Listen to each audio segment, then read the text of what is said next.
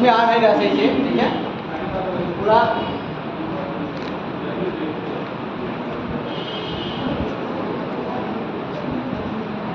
तो हमें कैसे पढ़ना है, ओशन करंट के बारे में कैसे पढ़ना है, हमें एक एक महासागर का, ठीक है क्या करना है हमें, एक एक महासागर का। इसमें थोड़ा सा वो दिख नहीं रहा लिखा हुआ, ठीक है। जैसे हमें करना है अटलांटिक महासागर का, तो क्या करना है अटलांटिक महासागर में हमें, अटलांटिक महासागर के अगल बगल कौन कौन से महाद्वीप हैं, ठीक है, उत्तरी अमेरिका, दक्षिणी अमेरिका और अफ्रीका महाद्वीप और यूरोप, ठीक है। ये आपके दोनों तरफ से महाद्वीप हैं। तीन महाद्वीप के, जैसे आपका ये हो गया, दिख नहीं रहा है थोड़ा, जैसे अफ्रीका महाद्वीप है, मैप में देखेंगे आप लोग, तो अफ्रीका महाद्वीप के नामीबिया साइड में, नामीबिया के साइड में नीचे से, हाँ आ गया थोड़ा,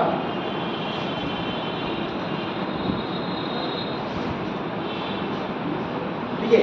जो धाराएं नीचे से मतलब ध्रुवों से क्या जा रही हैं, विषुवत रेखा की तरफ, जो धाराएं ध्रुवों से विषुवत रेखा की तरफ जा रही हैं, चाहे उत्तरी ध्रुव से हो चाहे वो दक्षिणी ध्रुव से हो, तो वो कैसी होती है, वो ठंडी होती है, ठीक है। और जो धाराएं विषुवत रेखा से ध्रुव की तरफ जा रही हैं, चाहे वो उत्तर की तरफ जाएं हो दक्षिण की तरफ जाएं, तो क्या होती है, वो गर्म होती है। ये क्लियर है, ठीक है अजी, ये क्लियर है कि नहीं, समझ नहीं है मैंने क्या कहा, क्या कहा बताइए आप, खड़े बोलिए आप।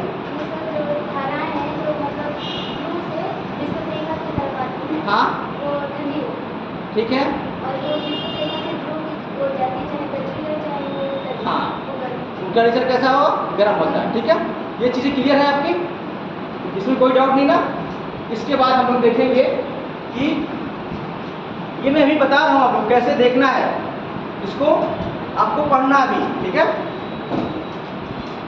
जैसे हमने अटलांटिक महासागर थे, किसी एक महासागर को आपको देखना है पहले, सारे महासागरों के साथ नहीं, किसी एक महासागर का आप उठा लीजिएगा, जैसे अटलांटिक महासागर, प्रशांत महासागर और आपका हिंद महासागर। तो अटलांटिक महासागर में दक्षिण अमेरिका के बगल में धारा चल रही है, जो आपके मतलब दक्षिण से उत्तर की तरफ जा रही है, जो किस मैप में है आपके अर्जेंटीना और ब्राजील के साइड में। मैप में देख लीजिए आप लोग, उसमें कौन सी धारा है, वो मैप नहीं लाया आपने, क्या है वो, हम्बोल्ट नहीं है, वो हम्बोल्ट किस में है, हम्बोल्ट किस महासागर में है, मैंने क्या कहा आपको, हमें अटलांटिक महासागर का सिर्फ एक महासागर का भी देखना है, ठीक है, सारे महासागरों का नहीं। दक्षिण अमेरिका के एक साइड में कौन सा महासागर है, दक्षिण अमेरिका के एक तरफ प्रशांत महासागर है और एक तरफ प्रशांत, एक अटलांटिक है। तो हमने कहा ब्राजील और अर्जेंटीना के साथ में कौन सी धारा नीचे से ऊपर की तरफ जा रही है, ऊपर से नीचे की तरफ नहीं, नीचे से, वो कौन सी है, फॉकलैंड, फॉकलैंड, जो फॉकलैंड द्वीप है उसके नाम पर उसको क्या रखा गया है, फॉकलैंड धारा, ठीक है। तो एक ठंडी धारा आपको मिल गई इस साइड में, मतलब अटलांटिक महासागर के पश्चिम साइड में एक आपकी ठंडी धारा, दक्षिणी अटलांटिक महासागर के पश्चिम साइड में एक आपकी ठंडी धारा मिली, कौन सी धारा, फॉकलैंड धारा, जो नीचे से ऊपर की तरफ जा रही है। यहाँ पर देखिए,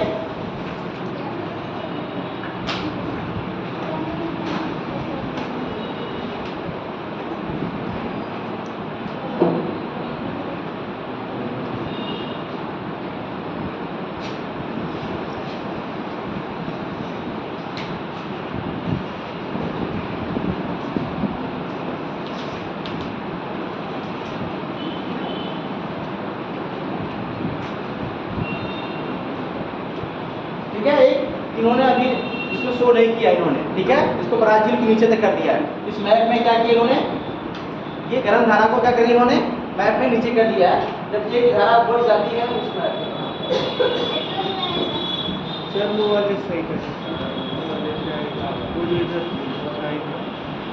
टी लीटर बनाया उस पे से ऊपर ऊपर टी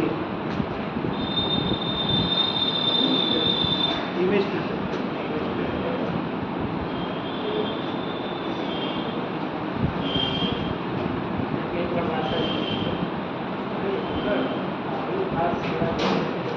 सही इमेज पे देखिए।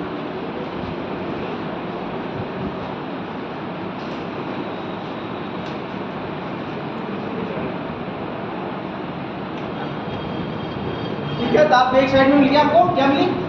वागलन धारा क्या है? ठंडी। और इसका बहने की दिशा क्या है आपकी? दक्षिण से उत्तर की तरफ। ठीक है, फिर उसके अटलांटिक महासागर के पूर्व साइड में ये, यानी मतलब आपके अफ्रीका महाद्वीप के क्या, अफ्रीका महाद्वीप के पश्चिम साइड में और अटलांटिक महासागर के पूर्व साइड में कौन सी धारा ये? वेमुला धारा है। ये भी इसकी नेचर क्या है? ठंडी है। ये नीचे से क्या जा रही है? ऊपर की तरफ जा रही है। ठीक है, तो दक्षिण अटलांटिक महासागर में दो ठंडी धाराएं मिली हमको। एक कौन सी? वेमुला हो गई, और दूसरा आपका वागलन होगा। उसके नीचे आपकी एक धारा बह रही है जो वेस्ट विंड ड्रिफ्ट के नाम से जानी जाती है। ठीक है, पश्चिमी प्रवाह के नाम से जानी जाती है। उसके बाद जो एक धारा ऊपर से नीचे की तरफ आ रही है, अटलांटिक महासागर के आपके इसमें, अटलांटिक महासागर के पश्चिम साइड में ब्राजील से होकर नीचे की तरफ आ रही है, जो कैसे, उसका नेचर कैसा है? गर्म। जितनी भी रेड कलर की हैं वो सब क्या है? गर्म जल धाराएं। और जो आपकी ब्लू लाइन की है वो क्या है? आपकी ठंडी जल धारा है। तो आपके लिए हो गया ब्राजील धारा, एक धारा आपको मिली। इसका नेचर क्या है? गर्म है, और इसके चलने की दिशा उत्तर से दक्षिण की तरफ, यानी विषुवत रेखा से आपकी पूर्व की तरफ आ रही है। दूसरी आपकी साइड में आएंगे हम तो क्या हो गया? एक क्या है? यूनियन धारा है, गिनी धारा। गिनी धारा आपकी वो क्या है आपका? वो भी गर्म है, जो आपके अफ्रीका महाद्वीप के पश्चिम साइड में। वहाँ कौन सा देश है? हमने बताया था, देश देखना है कौन सा देश। ये नेचर है जो यहाँ पर कौन देश है आपके? कौन से? गिनी, सेनेगल और गाम्बिया।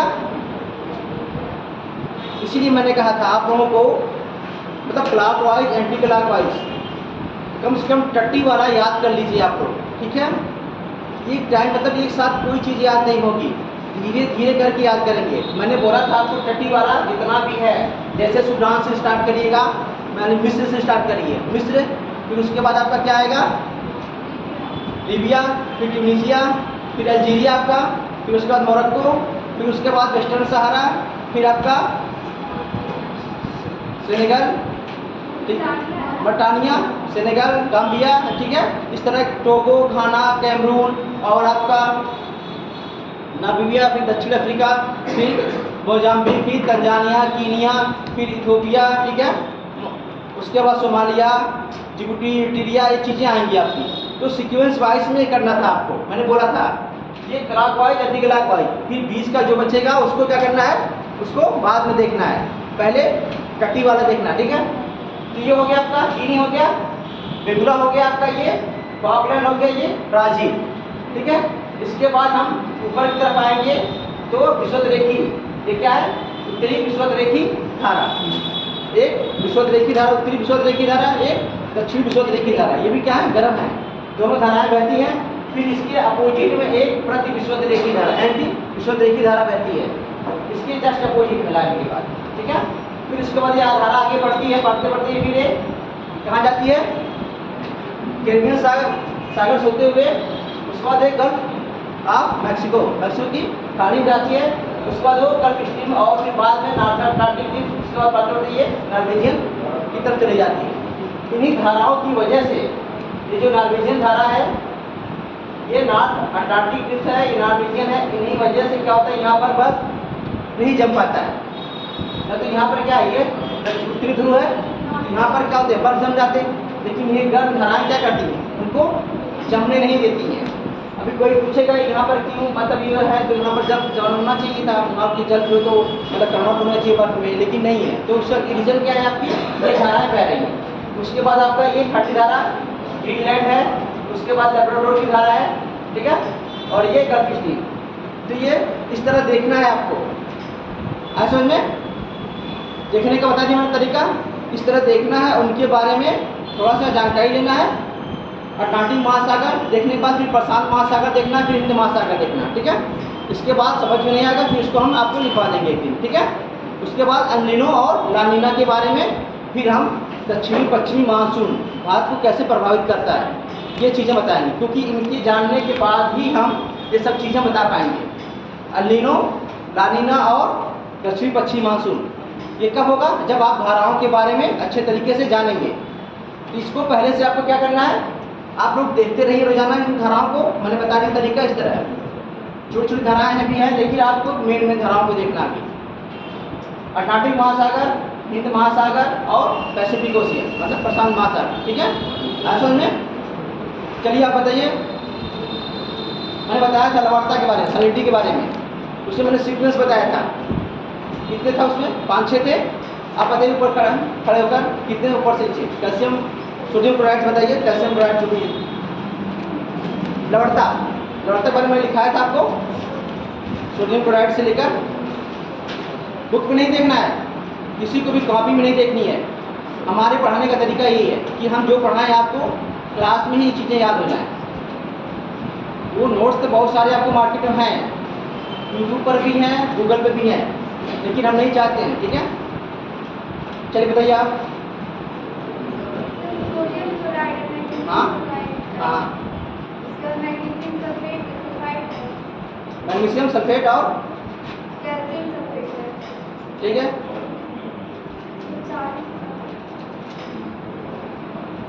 आप बताइए बात के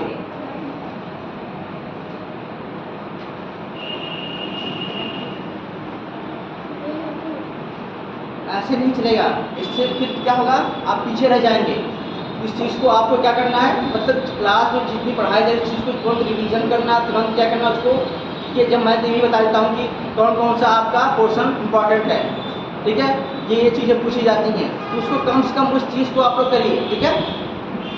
ऐसा में तो ये करना आपको, ये धाराएं जरूर करना आपको, ठीक है।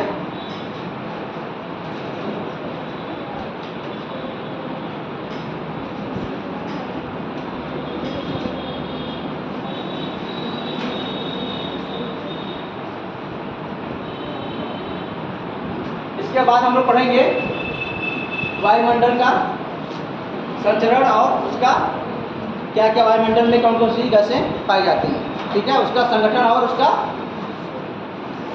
संरचना, कंपोजिशन और उसका क्या होता है स्ट्रक्चर, कैसा बना है, ठीक है, वो चीज़ें। तो क्या क्या होता है वायुमंडल में, ठीक है। कंपोजिशन में क्या क्या रहेगा आपके, हाँ वो यहाँ पे आप अभी बताइए खड़े होकर क्या क्या सीक्वेंस बताइए।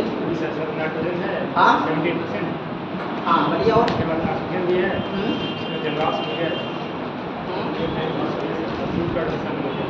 ठीक, और इधर से आप बताइए आप।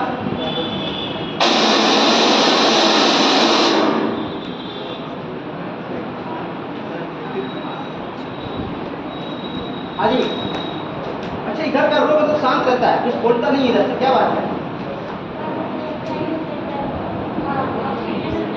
हाँ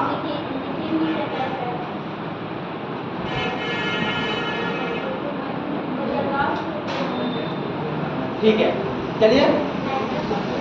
दो तरह की गैसें होती हैं, एक हल्की गैस होती है और दूसरी भारी गैस होती है। हल्की गैसों में अतरी गैसों को हम लोग डालते हैं, जिसमें जिनान, क्रिप्टॉन, नियान और ठीक है सब चीज़ें। और भारी गैसों में नाइट्रोजन, ऑक्सीजन, कार्बन डाइऑक्साइड, ठीक है, और आर्गन, ठीक है, ये आपके भारी गैस में आती है।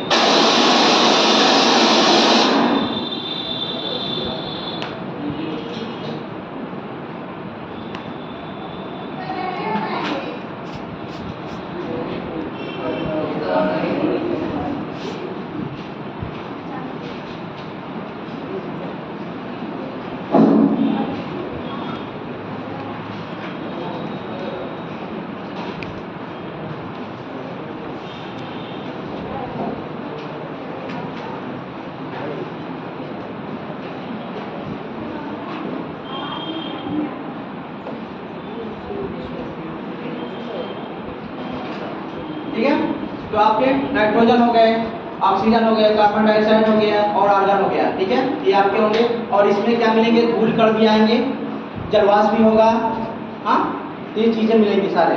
और भी छोटी छोटी चीज़ें, मीथेन होगी, छोटी छोटी गैसें भी होंगी उसमें इंक्लूड रहती हैं। लेकिन हमें क्या करना है, मेन मोटी मोटी गैसों को पढ़ना है जो हमारे लिए इंपॉर्टेंट रोल अदा करती है एटमॉस्फेयर में। तो क्या होता है, ये गैसों का क्या होता है, हमारा वायुमंडल मिश्रण होता है, ठीक है। इसमें विभिन्न तरह की गैसें क्या होती हैं, मिश्रित होती हैं। ये हमारी पृथ्वी के चारों तरफ क्या होती हैं, ये आवरण के रूप में घेरे रहती हैं। और ये किसके कारण रुकी रहती हैं, हमारी पृथ्वी के गुरुत्वाकर्षण के कारण। जब कोई भी चीज़ हम वायुमंडल के बाहर फेंकते हैं तो कितनी स्पीड चाहिए उसके लिए, कितना चाहिए, इस गुरुत्वाकर्षण से बाहर निकलने के लिए हमारे कितनी स्पीड चाहिए। इसमें फिजिक्स कोई पढ़ा नहीं है तो फिर कितना होता है, इस गुरुत्वाकर्षण से बाहर निकलने के लिए हमें कितनी स्पीड की आवश्यकता पड़ती है, कितना होना चाहिए उसका गति, तब इस गुरुत्वाकर्षण से हम बाहर निकल जाएं।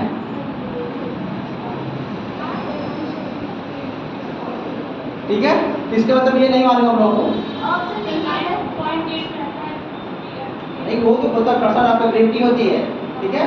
लेकिन इससे जब हम मतलब रॉकेट का परीक्षण करते हैं तो कैसे करते हैं, कितनी, मतलब वही मैं पूछता हूँ, अगर ऐसा मतलब एक पत्थर का टुकड़ा फेंका जाए तो उससे मतलब हमारे वायुमंडल से बाहर निकल जाए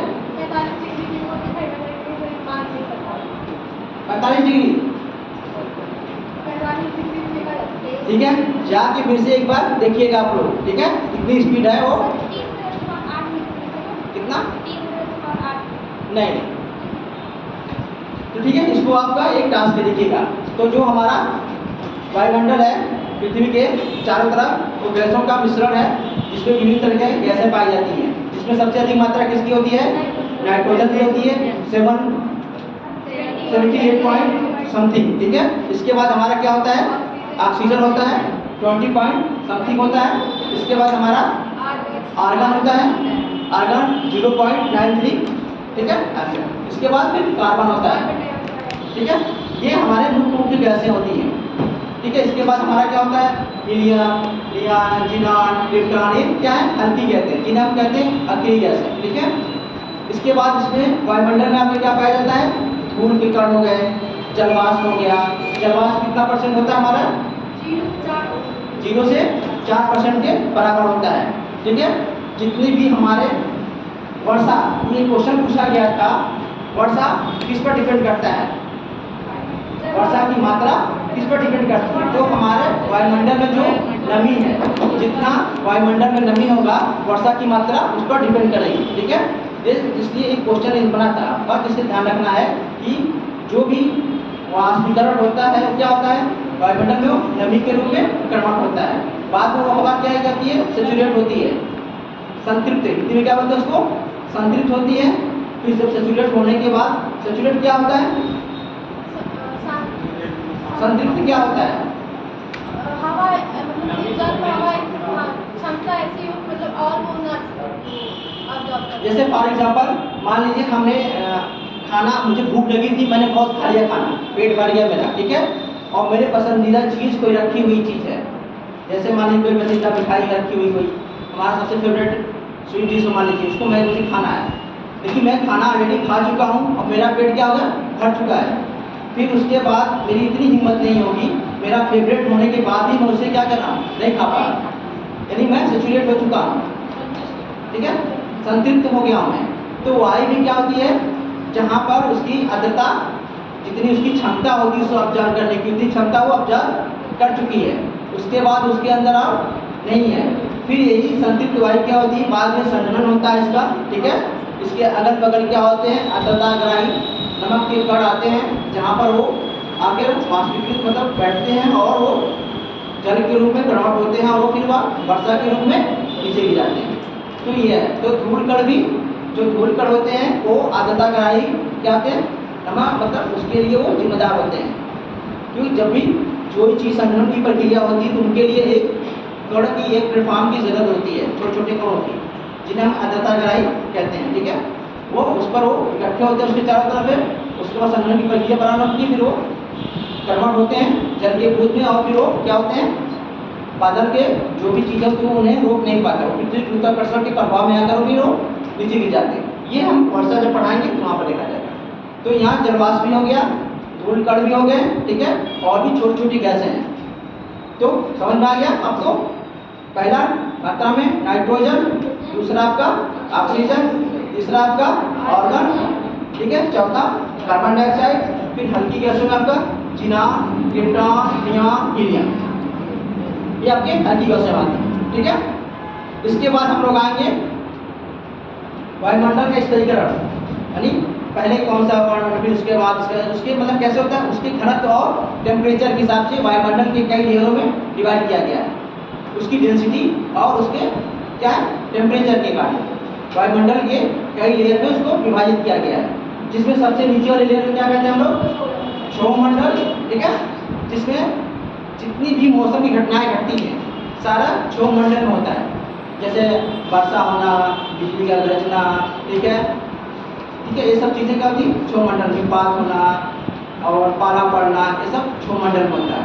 इसके बाद आपका आता है क्षोभ सीमा, ठीक है, क्षोभ सीमा एक ऐसा सीमा होता है जहाँ दो अलग अलग क्या होते हैं मंडलों के बीच एक संक्रमण क्षेत्र होता है। जैसे हम किसी भी एरिया से गुजरते हैं, किसी क्षेत्र से गुजरते हैं, एक क्षेत्र मान लीजिए गेहूँ का अच्छा खासा हो, या किसी वन का मान लीजिए, कोई वन है मान लीजिए उसमें आपके अमरूद के लगे हों, मन पेड़ या किसी और के, तो उससे गुजरते हुए जाते हैं तो एक बैग क्या होता है, अब तो आजकल तो ये सारी चीज़ें वैज्ञानिक से हो रही हैं, सबको अलग अलग हम लोग क्या करते हैं डिवाइड कर देते हैं, लेकिन पहले क्या होता था नहीं, एक जगह एक पेड़ों की संख्या अधिक होती थी एक टाइप की, फिर जब उससे आगे निकलते थे तो उसमें क्या होती उस उधर वाले के पेड़ के भी और इधर वाले पेड़ के दोनों के लेयर में क्या होती मिक्सअप मिलता था, उसे क्या कहते हैं संक्रमण क्षेत्र बोलते हैं।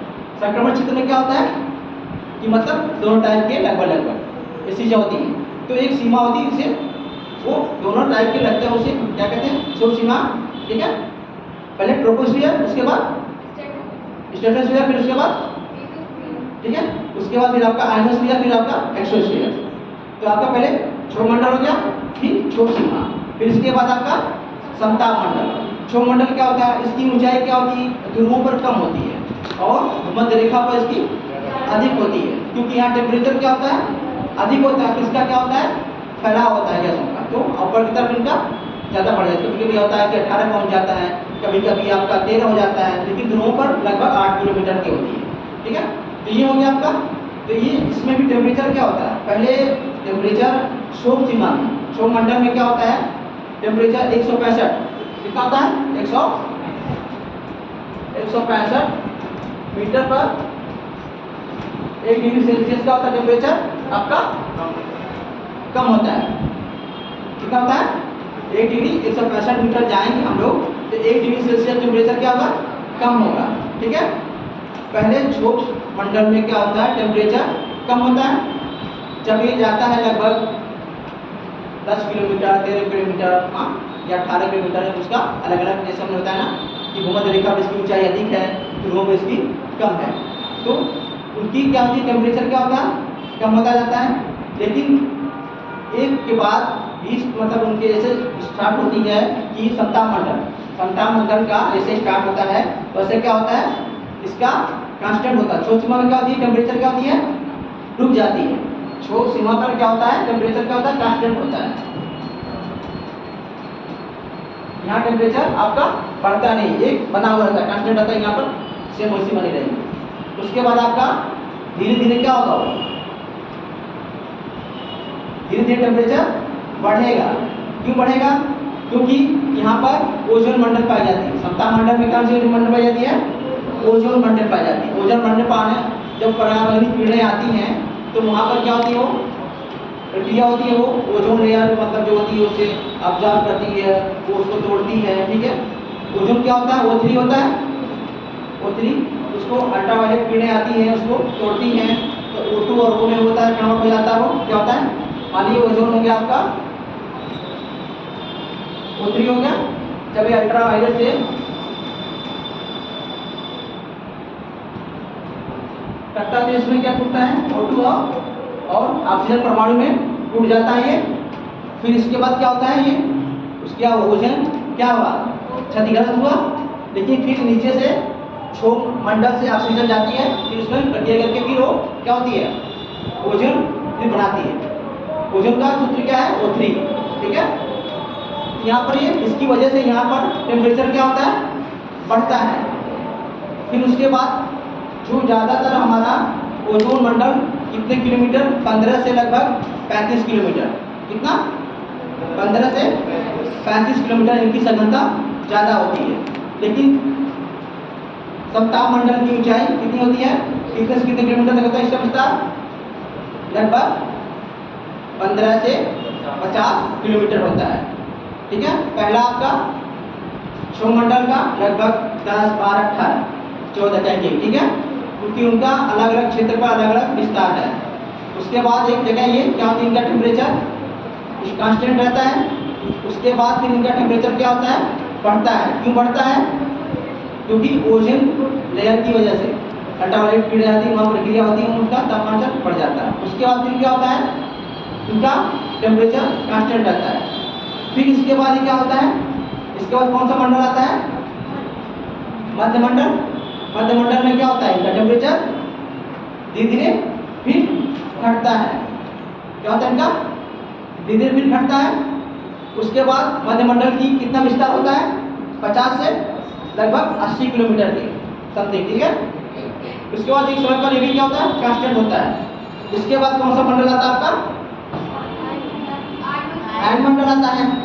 तो आयन मंडल में क्या होता है, फिर इनका टेम्परेचर धीरे धीरे बढ़ता है, क्योंकि वहाँ पर सारे जितने भी चीज़ें हमारे यहाँ का, जितने भी हम लोग मोबाइल यूज़ करते हैं, जितने भी रडार यूज़ किया जाता है, सब वहाँ से जाकर वापस होती हैं, जो रेंज मिल जाती है, ठीक है। इसलिए वहाँ पर टेम्परेचर धीरे धीरे क्या होता है, अच्छा टेम्परेचर बढ़ रहा है, घट रहा है, मतलब क्या, 50 डिग्री सेल्सियस हो रहा है, 100 डिग्री सेल्सियस हो रहा है, ऐसा यानी यहाँ माइनस में ही है। जैसे -20, -30, -40, अब बढ़ रहा है तो -20 है, -40 से -20 आया है। लेकिन क्या मतलब टेम्परेचर -40 क्या है और -20, अगर देखा जाए तो दोनों ठंडे ही हैं। 0 डिग्री से क्या है, नीचे ही तो है। लेकिन -40 से -20 टेम्परेचर क्या कुछ कम हुआ नहीं, इसमें किसी में कम है, किसी में ज़्यादा है। तो यानी उसका माइनर है। मत सोचना कि आप क्या करें कि मतलब 20 डिग्री हो गया, फिर 50 डिग्री हो गया, फिर आपका 70 डिग्री हो गया, ऐसा नहीं है वहाँ पर। फिर आयन मंडल हो गया, तो आयन मंडल के बाद आपका क्या होता है, बहिर्मंडल मंडल, ठीक है, जिसमें वो फिर बाद में वो अंतरिक्ष में चला जाता है, लगभग 1000 किलोमीटर तक की ऊंचाई होती है, बाद में भी वो 10,000 किलोमीटर चला जाता है। बहिर्मंडल को हम लोग क्या कहते हैं, आयतन मंडल भी कहते हैं। क्या कहते हैं, आयतन मंडल ही कहते हैं। बहिर्मंडल को भी हम आयतन मंडल कहते हैं। और एक थर्मोस्फीयर भी होता है, तापमंडल भी। तापमंडल जानते हैं हम लोग, जब मध्यमंडल के बाद जो भी आता है वो सब क्या है, वो तापमंडल में आता है, ठीक है। वो अलग अलग चीजें हैं। पहला क्या आपका क्षोभमंडल, फिर क्षोभ सीमा, समताप मंडल, समताप सीमा, मध्यमंडल, मध्य सीमा, फिर आपका आयन मंडल, फिर आपका बहिर्मंडल, फिर उसी को हम लोग क्या कहते हैं, आयतन मंडल, ठीक है। और ये आयन मंडल और उसको बहिर्मंडल को मिलाकर हम क्या बोलते हैं, तापमंडल कहते हैं। इतना मतलब समझ में आया, हाँ जी। अगर कोई पूछे तापमंडल में क्या क्या है, तापमंडल किसे कहते हैं, क्या कहेंगे आप लोग, आयन मंडल और बहिर्मंडल को मिला के हम लोग क्या कहते हैं, तापमंडल कहते हैं, ठीक है। ये क्लियर हो गया, तो लिखाने की जरूरत है, हाँ जी। चलिए ठीक है, थोड़ा लिखिए, लिखिए।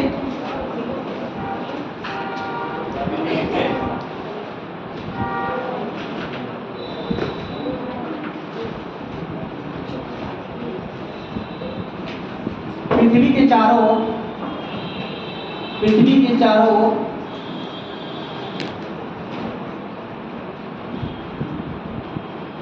वायुमंडल का संगठन लिखेगा। पृथ्वी के चारों ओर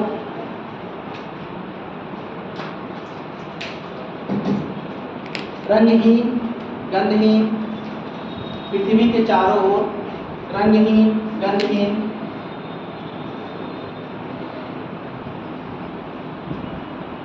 स्वादहीन,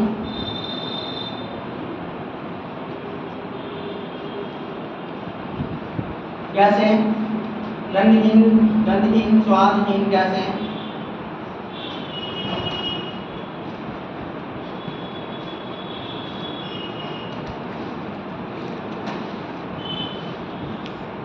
एक विशाल गैसों का एक विशाल आवरण पाया जाता है, गैसों का एक विशाल आवरण पाया जाता है।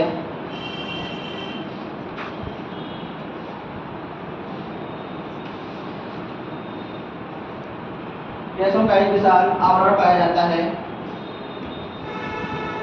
जिसे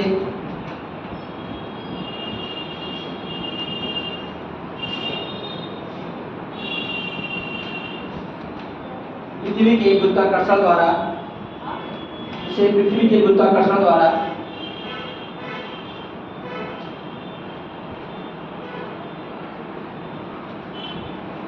पृथ्वी के चारों तरफ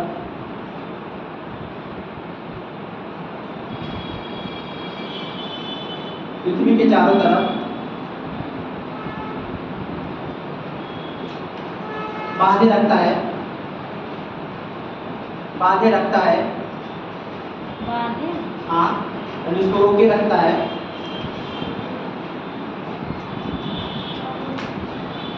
और ये लगभग कई सौ किलोमीटर मोटी परत होती है, और ये लगभग कई सौ किलोमीटर मोटी परत होती है।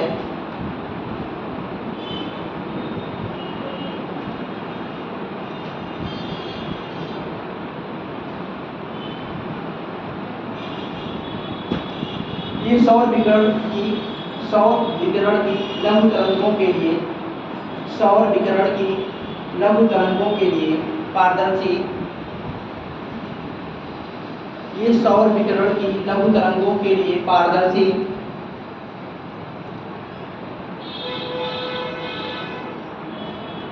और पार्थिव विकिरण की दीर्घ तरंगों के लिए अपारदर्शी होती है। और पार्थिव विकिरण की दीर्घ तरंगों के लिए अपारदर्शी होती है।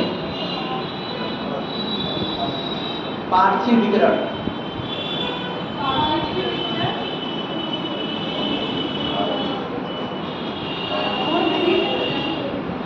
अच्छा, पार्थिव विकिरण क्या होता है?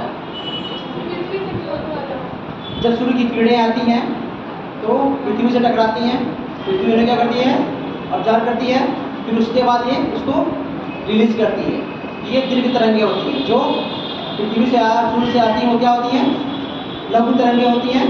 लेकिन जब पृथ्वी उनको वापस करती है तो दीर्घ तरंगें होती हैं। तो कार्बन डाइऑक्साइड जो होता है तो क्या होता है? वो CO2 वो उन तरंगों को आने तो देता है, लेकिन जो पृथ्वी से रिलीज होती हैं उनको वो नहीं देता, वो रोक देता है। ठीक है, इसीलिए जब कार्बन डाइऑक्साइड की मात्रा ज़्यादा होती है तो उन किरणों को ज़्यादा रोकता है, जिससे ग्लोबल वार्मिंग का क्या होता है? खतरा होता है, हरित गृह प्रभाव पड़ता है। ठीक है, ग्लोबल वार्मिंग सुना? ग्लोबल वार्मिंग क्या होता है? हाँ हाँ जी, हाँ, जब टेम्परेचर बढ़ता है तो क्या होता है? आपका जो भी ग्लेशियर होते हैं, जो हिमोग्लोबिन क्या होते हैं? पिघलने लगते हैं। जब पिघलने लगेंगे तो क्या होगा? जो छोटे छोटे द्वीप हैं वो क्या करेंगे? वो उनके डूबने का खतरा रहता है। ठीक है, इसी वजह से वो कहा जाता है। ठीक है, कार्बन डाइऑक्साइड उसके लिए क्या है? जिम्मेदार होती है। तो ये हो गया आपका। तो पार्थिव विकिरण के लिए क्या होती है? वो अपारदर्शी होती है। आगे पार्थिव विकिरण के लिए वो अपारदर्शी होती है।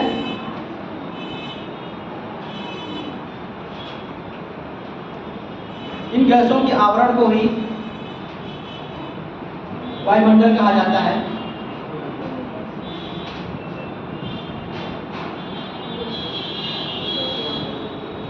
आवरण को ही वायुमंडल कहा जाता है।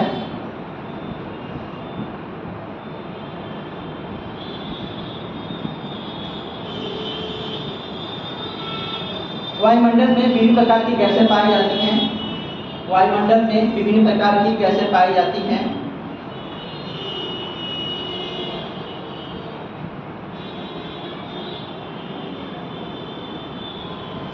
इसमें कुछ हल्की एवं कुछ भारी गैसें होती हैं। इसमें कुछ हल्की एवं कुछ भारी गैसें होती हैं।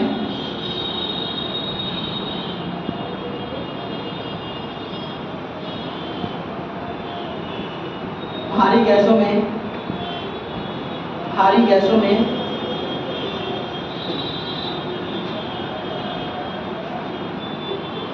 नाइट्रोजन, ऑक्सीजन, भारी गैसों में nitrogen, oxygen, argon, carbon dioxide, भारी गैसों में नाइट्रोजन, ऑक्सीजन, आर्गन,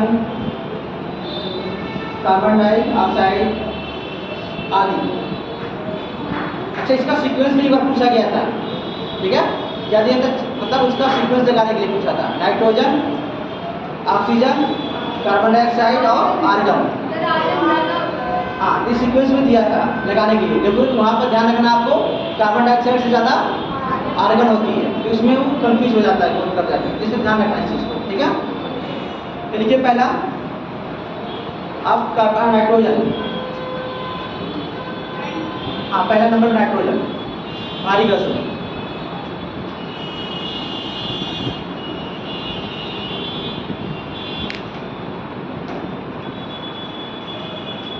वायुमंडल में इसकी मात्रा, वायुमंडल में इसकी मात्रा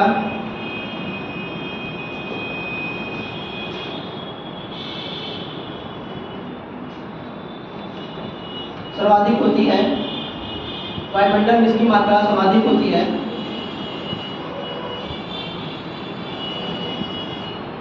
इसकी मात्रा सर्वाधिक होती है।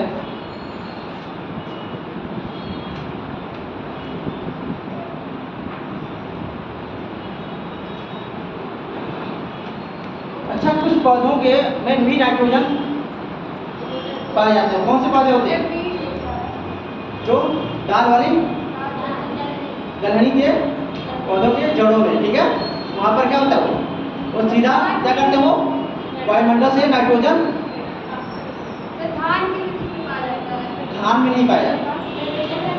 ज़्यादातर क्या होता है, लेग्यूमिनस वाले पौधों में पाए जाते हैं। और क्या करते हैं वो लोग, डायरेक्ट वायुमंडल से वो नहीं ले पाते, तो वो अपने उसकी प्रक्रिया करके उनकी जड़ों के कण के रूप में वो पाए जाते हैं लेग्यूमिनस प्रकार के पौधों में, ठीक है, ध्यान रखिएगा। वहाँ पर मटर वाले, जैसे मटर हो गया, दलहनी पौधों में सब मिल जाएगा, ठीक है, हाँ, इसमें सब पाए जाते हैं। स्वतंत्र वायुमंडलीय नाइट्रोजन, स्वतंत्र वायुमंडलीय नाइट्रोजन,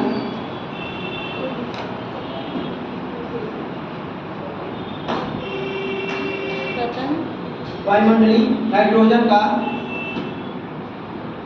स्वतंत्र वायुमंडलीय नाइट्रोजन का लेग्यूमिनस पौधे,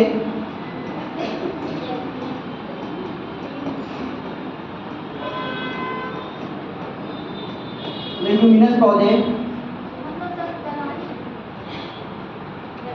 तथा शैवाल आदि, पौधे तथा शैवाल आदि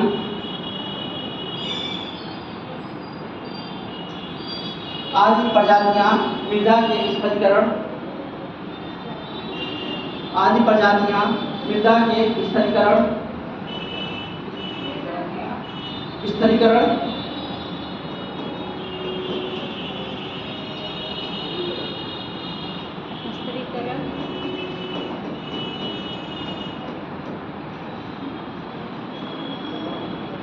स्थिरीकरण करती हैं, यानी वो मृदा से नाइट्रोजन को लेती हैं, ठीक है, डायरेक्ट वो वायुमंडल से वो नहीं ले पाती हैं। ये वायुमंडल में लगभग 78.2 समथिंग इनकी मात्रा होती है।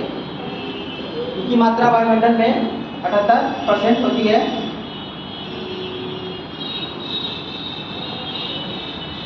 अगला ऑक्सीजन,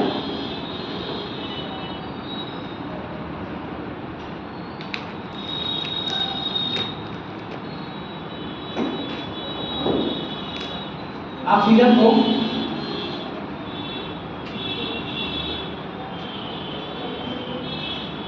मनुष्यों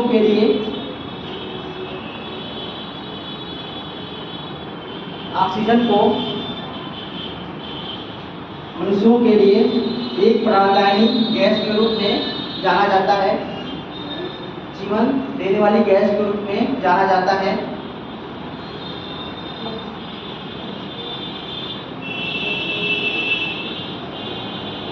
ये लगभग 120 किलोमीटर की ऊंचाई पर तक पाई जाती हैं। ये लगभग 120 किलोमीटर की ऊंचाई तक पाई जाती हैं।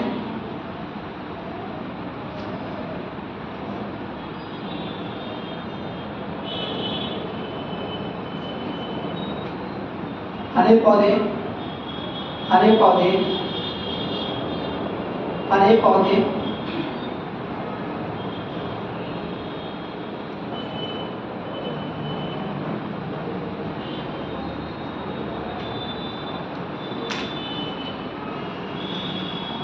प्रकाश संश्लेषण की क्रिया, हरे पौधे प्रकाश संश्लेषण की क्रिया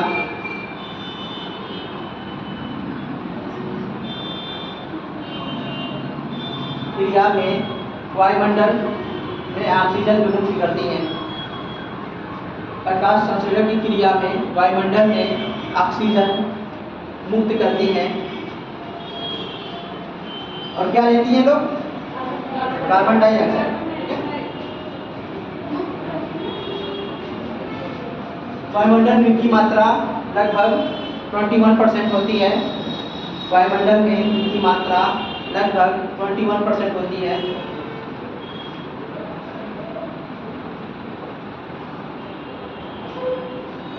अगला आर्गन।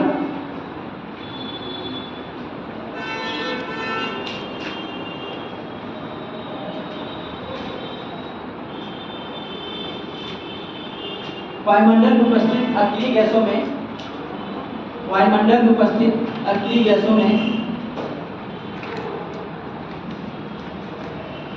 वायुमंडल में उपस्थित अक्रिय गैसों में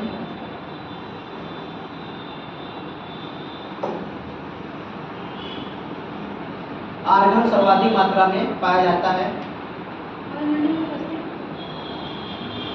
अक्रिय गैसों में आर्गन सर्वाधिक मात्रा में पाया जाता है।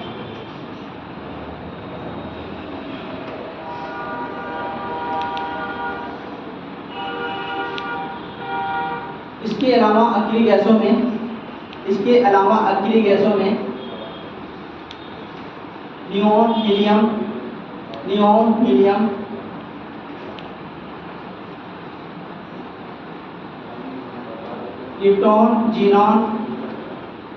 क्रिप्टॉन और जीनॉन आदि गैसें भी अक्रिय गैसों में शामिल हैं। क्रिप्टॉन, जीनॉन आदि गैसें भी अक्रिय गैसों में सम्मिलित हैं।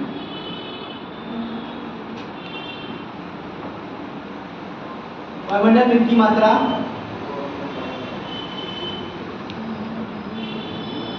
लगभग 0.93% पाई जाती है।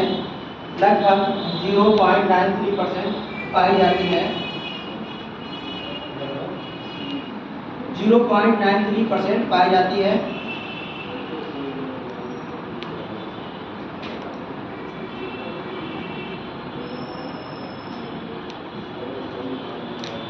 अगला कार्बन डाइऑक्साइड।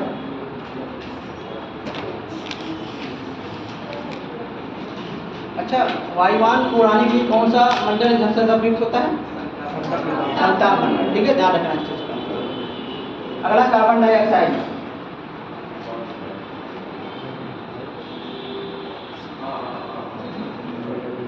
ये मौसम विज्ञान की दृष्टि से बहुत महत्वपूर्ण गैस है। ये मौसम विज्ञान की दृष्टि से बहुत महत्वपूर्ण गैस है।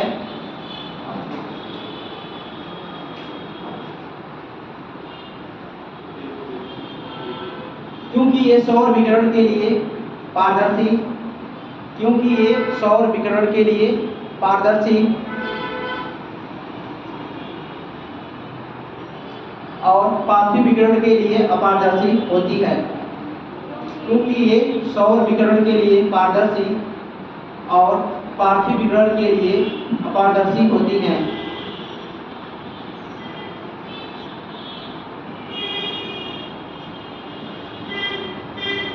जब वायुमंडल में CO2 की सांद्रता बढ़ जाती है,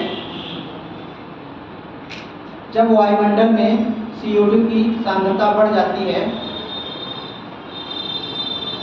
तो अनेक प्रकार की समस्याएं उत्पन्न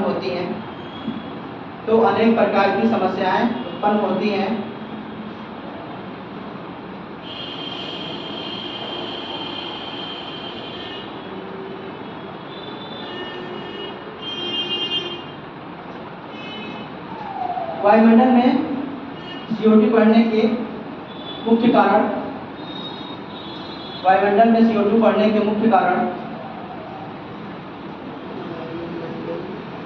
वनों का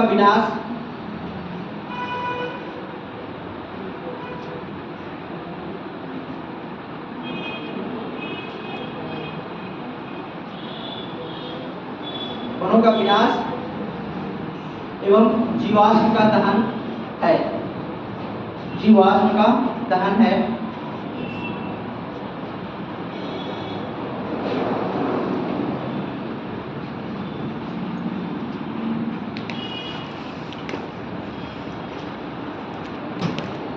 वायुमंडल में CO2 की सांद्रता बढ़ने से हरित गृह प्रभाव,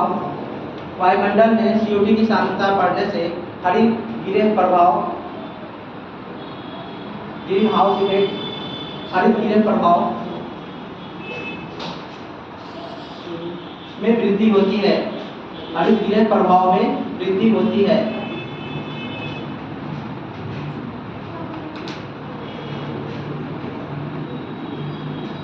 जिसके कारण वायुमंडल की निचले सतह में तापमान की ज़्यादा वृद्धि होती है। वायुमंडल की निचली सतह में तापमान की ज़्यादा वृद्धि होती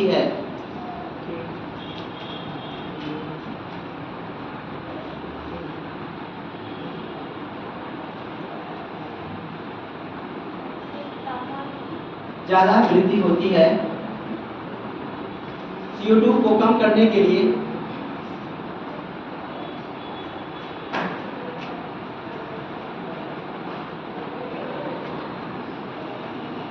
1997 में CO2 को कम करने के लिए 1997 में एक क्योटो प्रोटोकॉल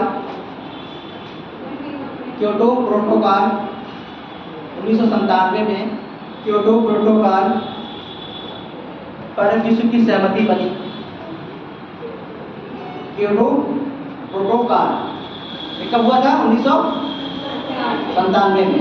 ठीक है, ये किसके लिए था? कि वो CO2 को, कार्बन डाइऑक्साइड को कैसे कम किया जाए, उस पर वो विचार करने की। ठीक है,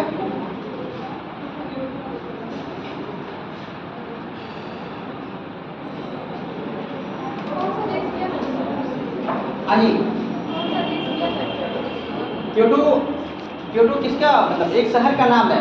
अब बताइए किस देश के शहर का नाम है क्योटो?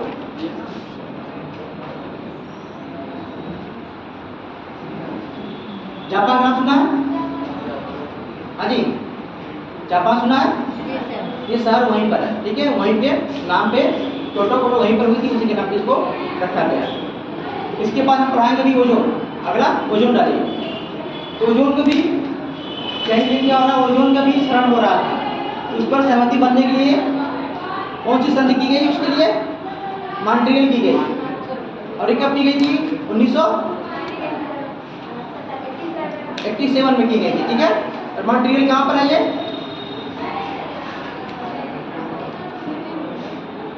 अभी हम उत्तरी अमेरिका का मैप बनाया आप लोग को। आप लोगों ने देखा नहीं मॉन्ट्रियल कहाँ पर है? आपने कहा था उत्तरी अमेरिका में कौन कौन से हैं? अलास्का है जो USA का पार्ट है, उसके बाद आपका कनाडा है। तो कनाडा में कहीं दिखा नहीं मॉन्ट्रियल आपको? तो कम से कम जब भी आप देखिए कि एक शहरों को थोड़ा सा, इसलिए मैं छोटा छोटा क्या करता हूँ आप लोगों को। पहले क्या किया मैंने? झील के बारे में बताया। ठीक है, उसके बाद मैंने फिर आपको क्या किया? नदी के बारे में बताया, फिर माउंटेन। तब इसके बाद आपको क्या करना है?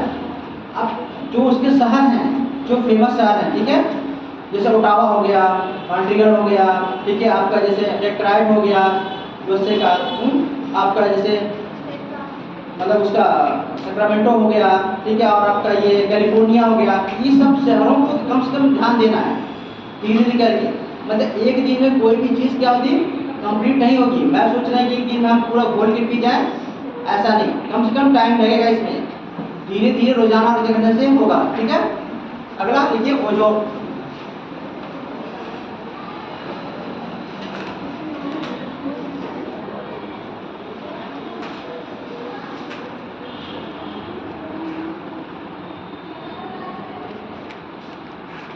वायुमंडल में इसकी मात्रा,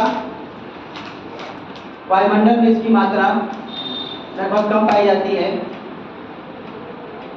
वायुमंडल में इसकी मात्रा कम पाई जाती है।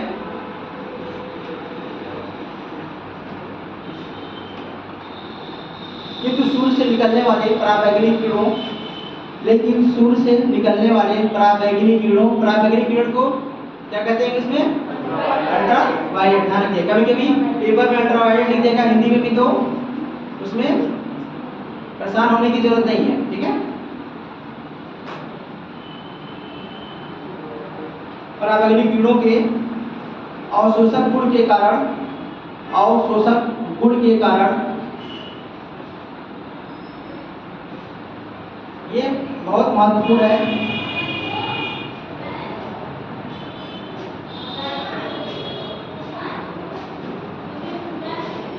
ये पृथ्वी से, ये पृथ्वी की सतह से 15 से लगभग 50 किलोमीटर की ऊंचाई तक पाई जाती है।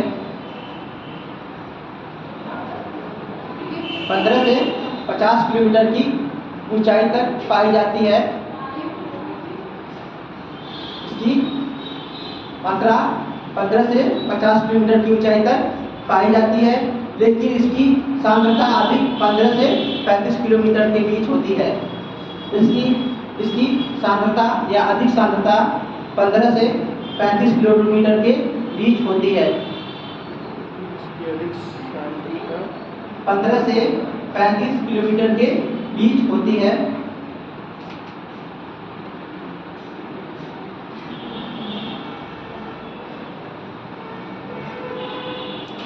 सुपरसोनिक जेट विमानों, सुपरसोनिक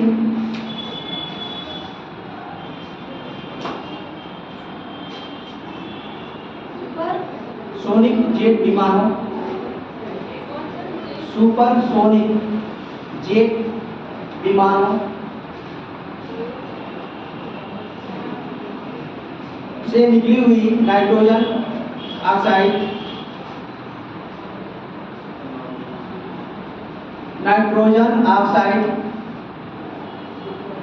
और एयर कंडीशनर और रेफ्रिजरेटर, एयर कंडीशनर और रेफ्रिजरेटर आदि से निकली हुई क्लोरोफ्लोरोकार्बन या CFC, आदि से निकली हुई क्लोरोफ्लोरोकार्बन या CFC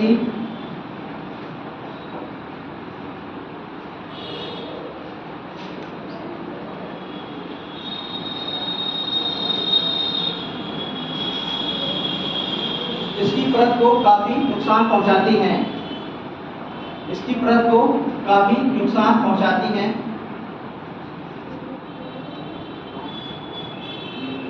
ओजोन परत के क्षरण को बचाने के लिए, ओजोन परत के क्षरण को बचाने के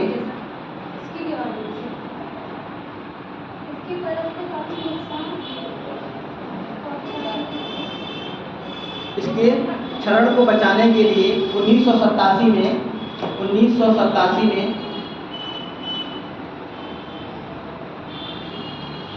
मॉन्ट्रियल प्रोटोकॉल बचाने के लिए 1987 में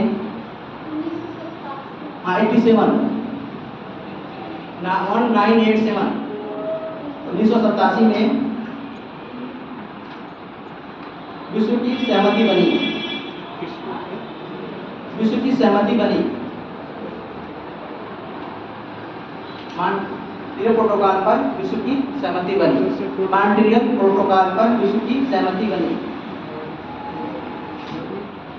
ठीक है, ये दोनों याद रखना है। कौन सा दो संधि हुई थी? एक क्योटो प्रोटोकॉल, दूसरा आपका मॉन्ट्रियल प्रोटोकॉल। ये किसके लिए हुई थी ये ध्यान रखना है, और कब हुआ था। ठीक है, किसके लिए हुई थी? पहला क्योटो किसके लिए हुआ था? कार्बन डाइऑक्साइड को कम करने के लिए, और दूसरा आपका मॉन्ट्रियल प्रोटोकॉल कब हुआ था? 1987 में ओजोन परत को क्षय से, नुकसान से बचाने के लिए। ठीक है, और भी है, नगोया भी है, फिर उसके बाद कार्टेजेना भी है। ठीक है, जब वो हम लोग पर्यावरण पढ़ेंगे उसमें वो सब ऐड करेंगे। ठीक है, अभी इसको ध्यान रखिएगा। अब देखिए जलवाष्प, जलवाष्प, जलवाष्प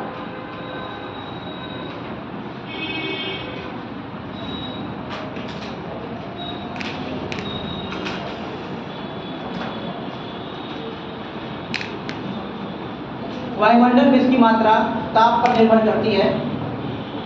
वायुमंडल में इसकी मात्रा ताप पर निर्भर करती है। अच्छा, कैसे निर्भर करती है?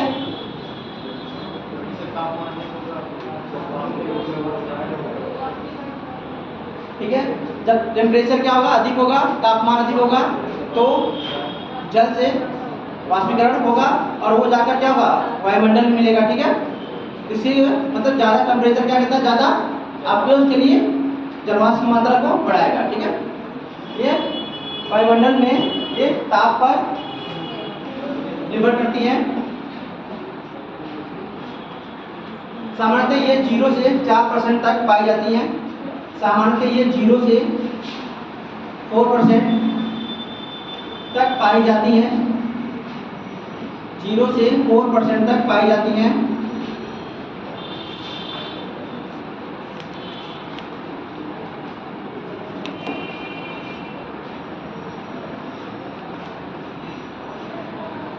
विषुवत वृत्त से ध्रुवों की तरफ, विषुवत रेखा से या वृत्त से ध्रुवों की तरफ जलवाष्प की मात्रा में कमी होती है। विषुवत वृत्त या विषुवत रेखा से ध्रुवों की तरफ जाने पर जलवाष्प की मात्रा में कमी होती है।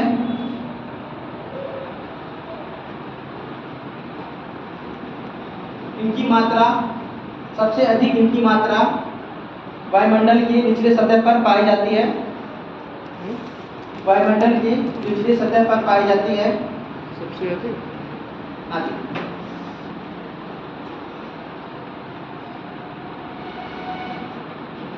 जलवाष्प भी कार्बन डाइऑक्साइड की तरह, जलवाष्प भी कार्बन डाइऑक्साइड की तरह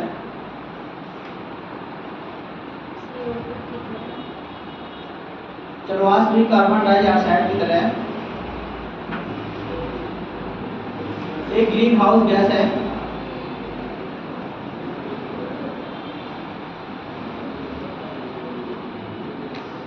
एक ग्रीन हाउस गैस है।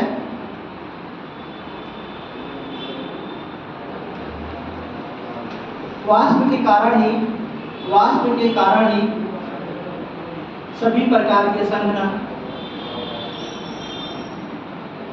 वाष्प के कारण ही सभी प्रकार के संघनन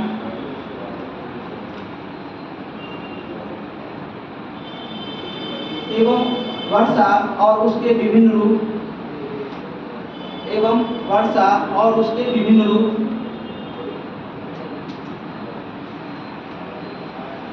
जैसे बादल, तुषार, हिम, ओस,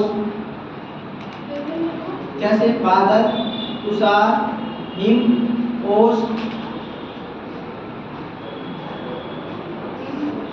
ओस, ओला, हिम, ओस, ओला। नाम नहीं सुना ओला का? अक्सर देखा था ओला पढ़ रहा है, कहते हैं ना। इसका अंतर हम बताएं जब वर्षा पढ़ाएंगे। मतलब तुषार क्या होता है, पाला क्या होता है, ठीक है, ओस क्या होता है, कुहासा क्या होता है, कोहरा क्या होता है। ठीक है, ये हाँ वो बिजली मतलब कितने दूरी पर, कितना डिस्टेंस पर देख सकते हैं। यानी विजिबिलिटी के रिगार्डिंग वो चीज़ें, ठीक है वो सब। तो ये क्या है, ओला आदि इसके क्या है अन्य रूप है इसके। वी के कारण क्या था, जलवाष्प के कारण ये सब होते हैं। आदि का ये सृजन करते हैं, आदि से इनका जलवाष्प भी इनके द्वारा, जलवाष्प है तो ये चीज़ें क्या होती है इनकी, ये सृजित होती है वायुमंडल में, ठीक है। जलवाष्प नहीं है तो ना ओला पड़ेगा, ना आपका वर्षा होगी, ना आपका तुषार पड़ेगा, ना और चीज़ें होंगी, ठीक है। यानी जब जितना भी जलवाष्प है सब चीज़ें डिपेंड किस पर करती हैं, जलवाष्प पर। इसलिए कहा जाता है वर्षा किस पर डिपेंड कर रही है, जलवाष्प। यानी जलवाष्प क्या महत्व हो, वर्षा कम होगी, ठीक है। चलिए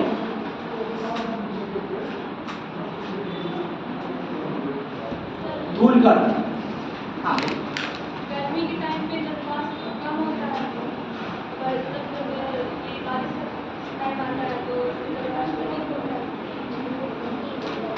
जब गर्मी होती है तो क्या होता है, जब जो भी चीज़ें होती हैं जो आपका जहाँ जल क्षेत्र होता है वहाँ से क्या होती है, वो चीज़ें वाष्प बनती हैं। वाष्प बनने के बाद क्या जाती है, वो ऊपर उठती हैं। ऊपर उठने के बाद वो उनका आयतन का विस्तार होता है और वो ठंडी होती है, फिर वो बढ़ता है।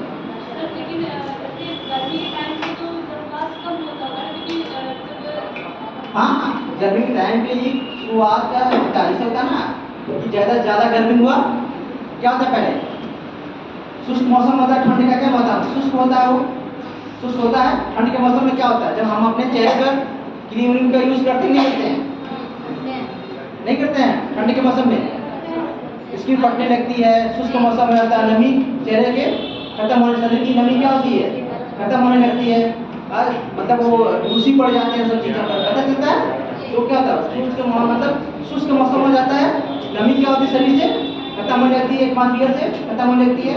फिर उसके बाद क्या होता है, जब सूर्य का हमारा उत्तरायण होता है, सूर्य क्या करता है, उत्तर की तरफ आता है तो टेम्परेचर बढ़ता है, तो मौसम में क्या रही है, वातावरण में क्या नमी रहती नहीं रहती है ना, उस टाइम क्या होता है, नमी खत्म हो जाती है। ठंड के मौसम में नमी रहती नहीं है, शुष्क होता है। जब टेम्परेचर अधिक होता है तो क्या होता है, जो भी जलीय क्षेत्र होता है वहाँ से क्या होता है, वो वाष्प बनता है, फिर जाकर बारिश होती है। अब समझ में आया क्यों गर्मी के मौसम में जैसे स्टार्टिंग वाले क्या कह रही है नमी नहीं रहती, वही रीजन है, ठीक है। चलिए धूल कण, धूल कण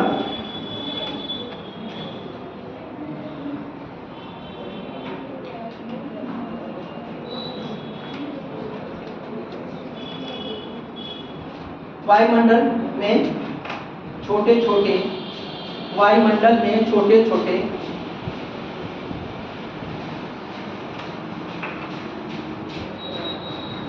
छोटे छोटे ठोस कणों को रखने की भी क्षमता होती है। छोटे छोटे ठोस कणों को रखने की भी क्षमता होती है। ये छोटे कण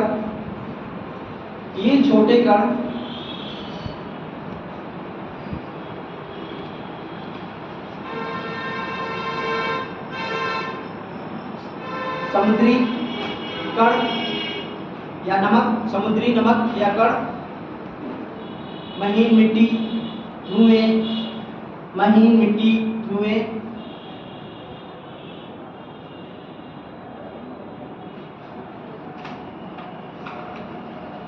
राख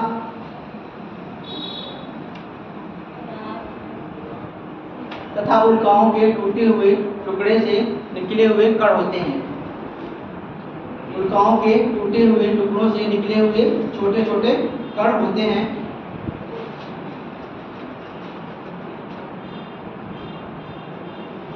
धूल कण प्रायः वायुमंडल के निचले, धूल कण प्रायः वायुमंडल के निचले भागों में पाए जाते हैं। धूल कण प्रायः वायुमंडल के निचले भागों में पाए जाते हैं।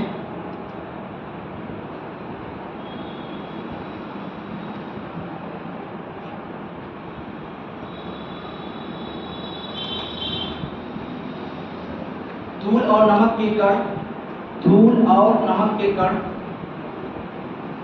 धूल और नमक के कण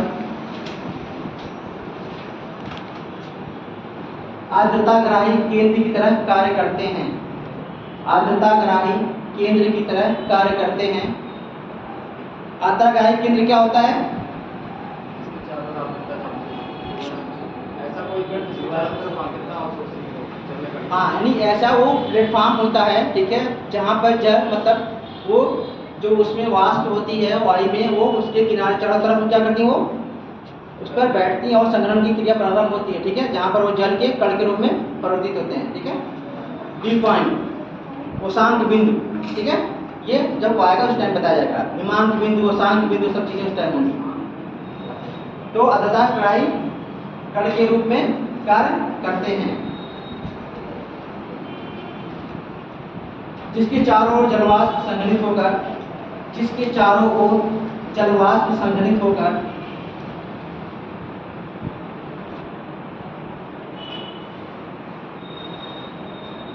बादल का निर्माण करती हैं।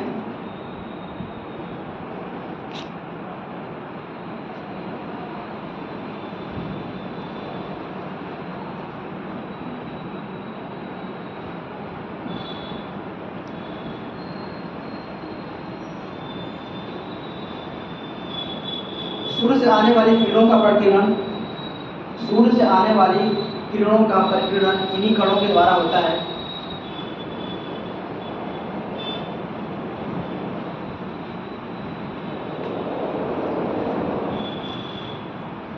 जिस कारण आकाश का रंग नीला, जिस कारण आकाश का रंग नीला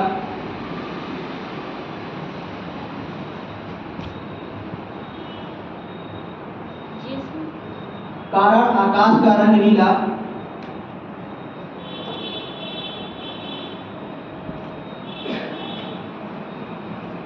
और सूर्योदय और सूर्यास्त के समय लालिमा की तरह दिखाई पड़ती हैं। सूर्योदय और सूर्यास्त के समय लालिमा की तरह दिखाई पड़ती है।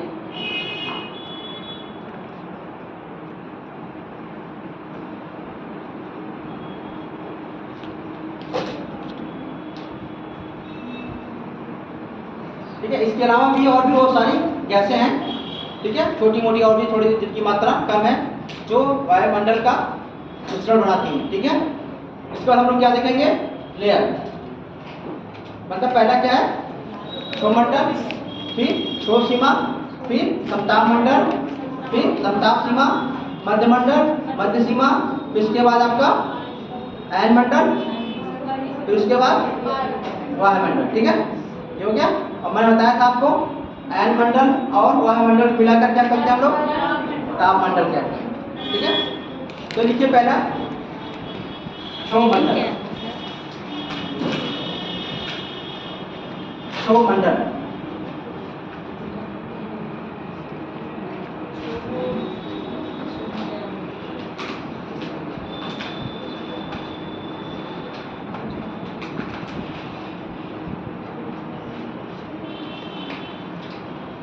ये वायुमंडल की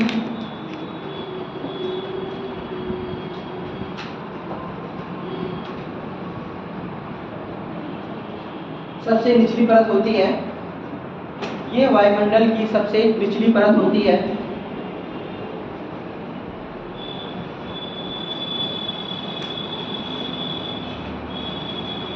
इसकी ऊंचाई सतह से लगभग 14 किलोमीटर होती है। इसकी ऊंचाई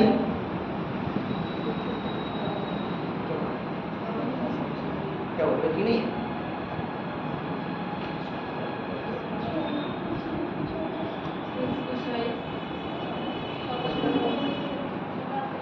इसकी ऊंचाई सतह से लगभग 14 किलोमीटर होती है।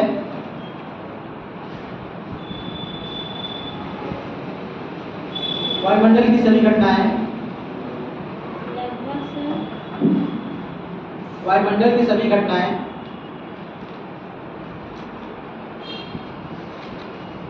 इसी मंडल में होती हैं।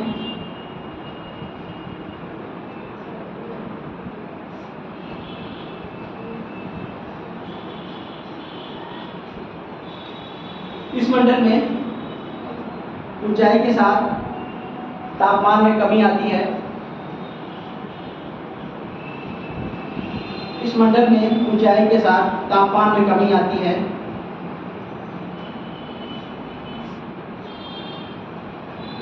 प्रत्येक 165 मीटर की ऊंचाई पर प्रत्येक 165 मीटर की ऊंचाई पर 1 डिग्री सेल्सियस टेम्परेचर तापमान की कमी होती है।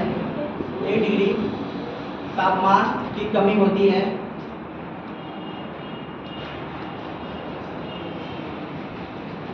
जिसे ताप की सामान्य ह्रास दर कहा जाता है। जिसे ताप की सामान्य ह्रास दर कहा जाता है।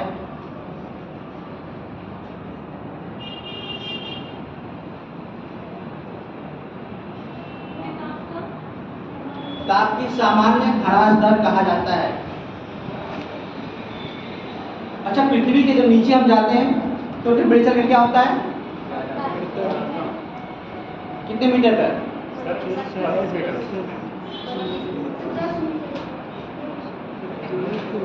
कितने मीटर पर? 32 मीटर पर 1 डिग्री टेम्परेचर क्या होता है? बढ़ता है। लेकिन हम जब वायुमंडल में 165 मीटर की ऊंचाई जाएंगे तो 1 डिग्री टेम्परेचर क्या होगा? कम होगा। ठीक है, अंतर दोनों में ध्यान रखना, भूलना नहीं है। ठीक है, गलती होती है, सबसे होती है, लेकिन फिर उसको क्या करें? सुधारना है। ठीक है, जैविक क्रिया के लिए ये मंडल सबसे उपयुक्त होता है। जैविक क्रिया के लिए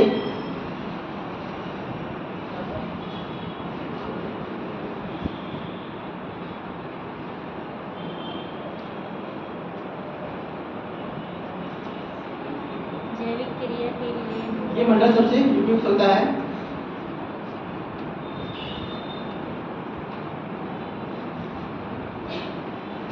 इसकी मोटाई ध्रुवों पर कम एवं विषुवत रेखा पर अधिक होती है।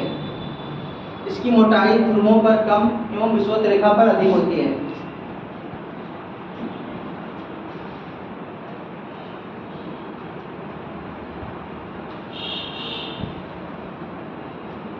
ठीक है, क्षोभ सीमा। क्षोभ सीमा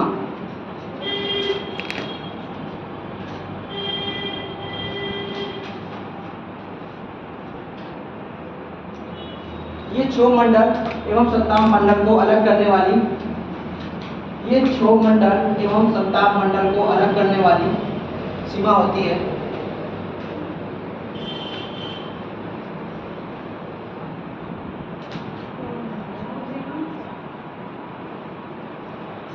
संताप मंडल को अलग करने वाली सीमा होती है।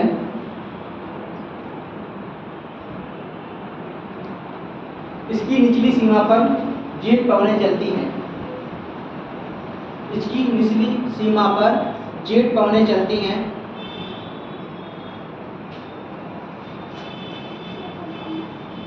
इसकी निचली सीमा पर जेट पवनें चलती हैं। अगला संताप मंडल। संताप मंडल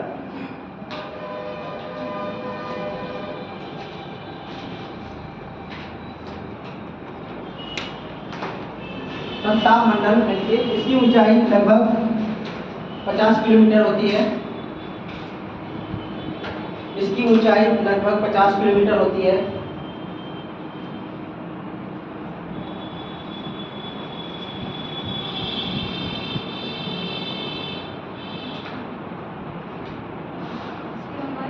इसकी ऊंचाई, इसका विस्तार 50 किलोमीटर तक होता है। इसी मंडल में ओजोन परत पाई जाती है। इसी मंडल में ओजोन परत पाई जाती है।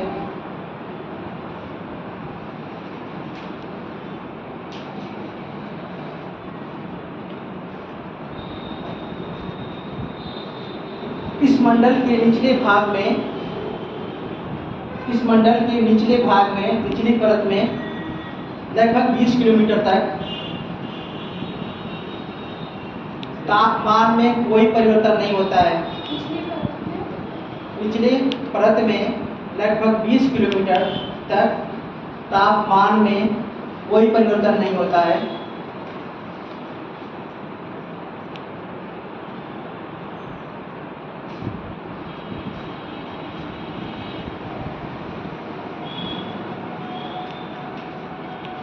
लेकिन उसके ऊपरी लेयर में तापमान में वृद्धि होती है।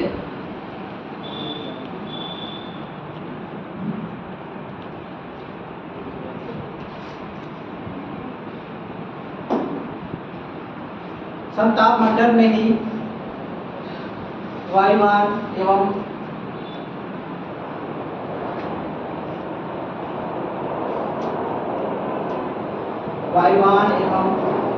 और भी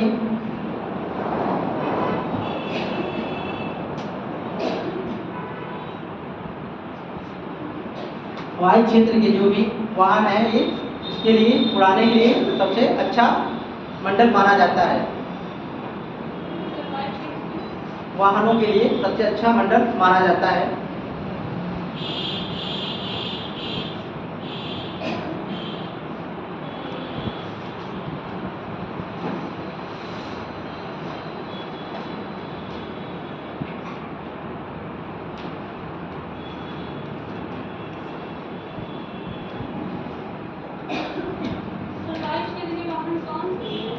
हेलीकॉप्टर हो गया, वायुयान हो गया,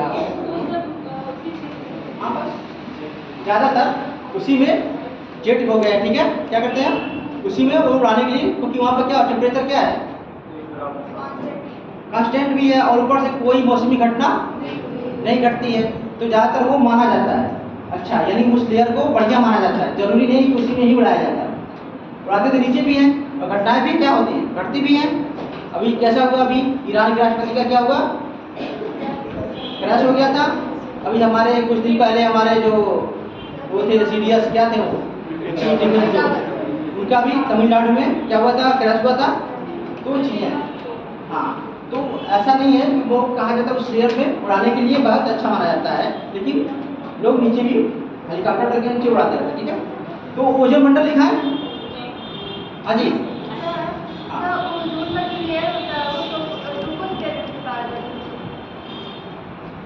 हाँ, सप्ताह मंडल में पाया जाता है। हाँ क्या, 10% जो ओजोन लेयर होता है उसको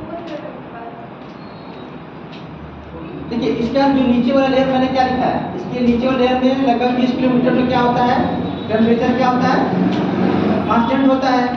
इसके ऊपर वाला टेम्परेचर क्या बढ़ता है, ऊपर बढ़ने का रीजन मैंने क्या बताया आपको, ओजोन लेयर। तो आपके वही है, ठीक है, क्योंकि वहाँ पर क्या होती है, पराबैंगनी किरणें आती हैं अल्ट्रावायलेट, उसके बाद वहाँ पर क्रिया करती हैं, उन ओजोन को क्या करती है, ओजोन O3 को तोड़ती हैं, O3 टूटती है और वो O2 और वो अणु में ऑक्सीजन अणु और ऑक्सीजन में कन्वर्ट हो जाती है, मतलब टूट कर वो। फिर इसको करने के लिए फिर क्या होता है, नीचे से ऑक्सीजन आके फिर वो क्रिया करती है, फिर वो ऑक्सीजन मतलब ओजोन बनाती है, ठीक है। आवाज समझ में, क्या 10% किस वाले में है,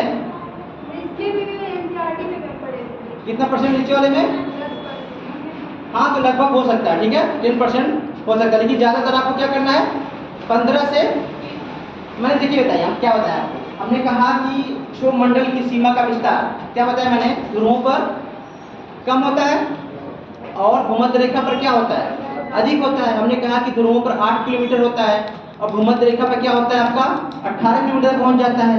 लेकिन मैंने अभी क्या बताया कि ओजोन, अभी मैंने आपको लिखाया भी, जो ओजोन पाई जाती है वो 15 से 35, क्या बनता है 15 से 35 किलोमीटर में ज़्यादा इनकी सघनता होती है। तो जहाँ जहाँ पर क्षोभ मंडल का विस्तार 15 से ऊपर होगा, 18, तो उसमें आ जाना है, समझ में आ रहा है हम लोगों को, हाँ जी।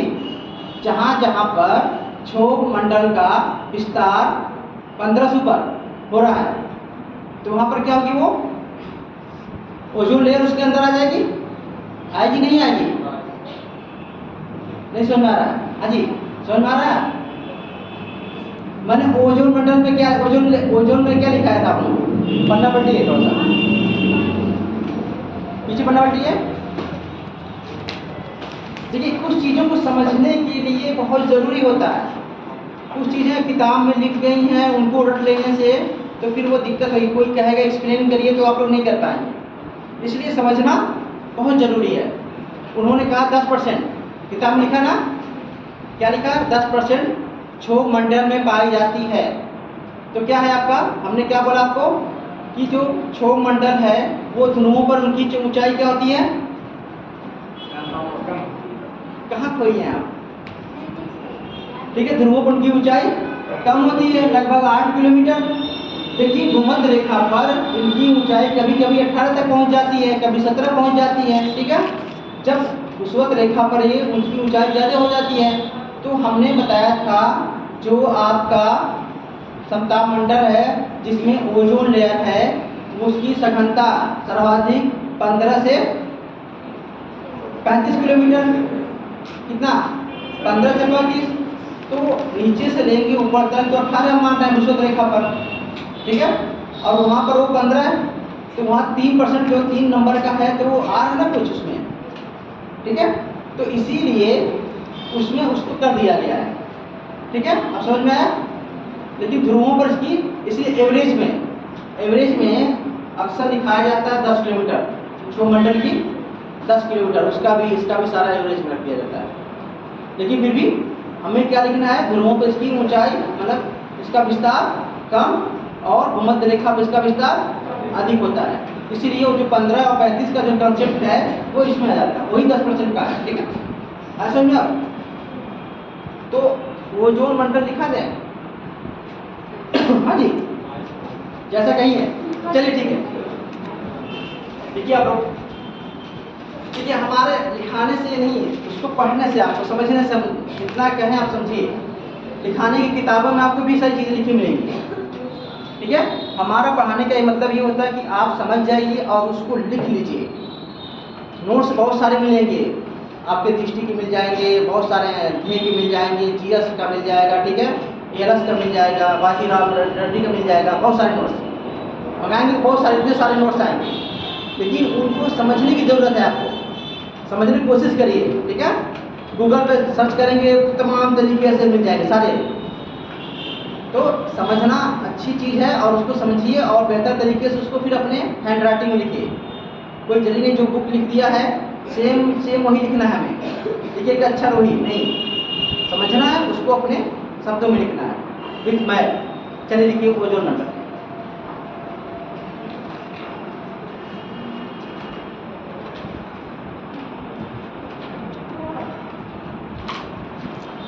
तीन मिनट है, इस पर मैपिंग किया जाएगा 2:20 पर।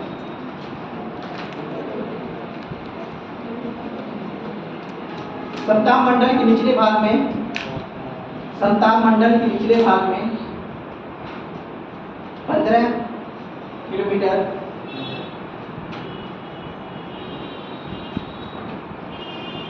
15 किलोमीटर से 35 किलोमीटर के बीच इनकी सघनता अधिक होती है।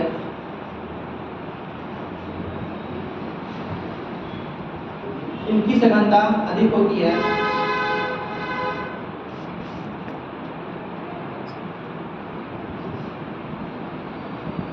कहीं कहीं इनकी सीमा लगभग 55 किलोमीटर तक भी बताई जाती है।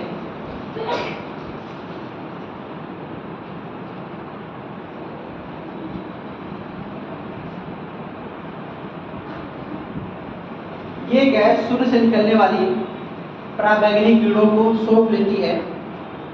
ये गैस सूर्य से निकलने वाली पराबैंगनी किरणों को सोख लेती है।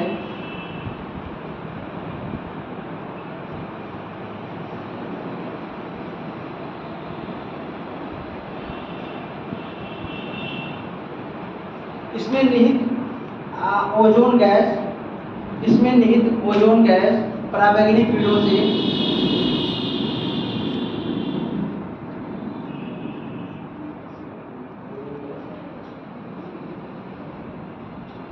इसमें निहित ओजोन गैस पराबैंगनी किरणों का आणविक विघटन करती है, आणविक विघटन करती है।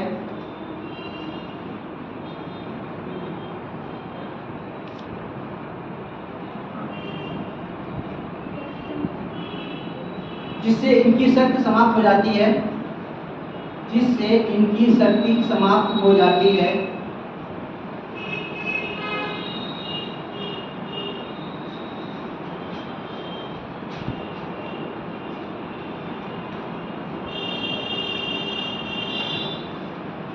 धरातल से पहुंचने वाली ऑक्सीजन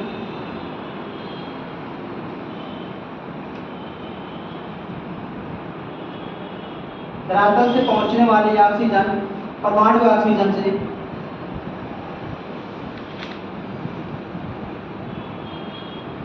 परमाणु ऑक्सीजन को पुनः मिलाती है, जिससे ओजोन बनती है। पुनः मिलाती है जिससे ओजोन बनती है।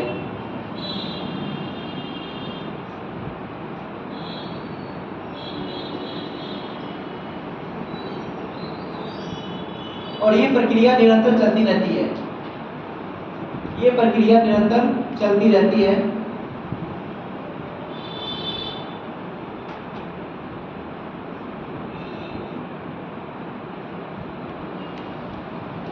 ये अल्ट्रावायलेट यानी पराबैंगनी किरणों से पृथ्वी को बचाती है। ये पराबैंगनी किरणों से पृथ्वी को बचाती है।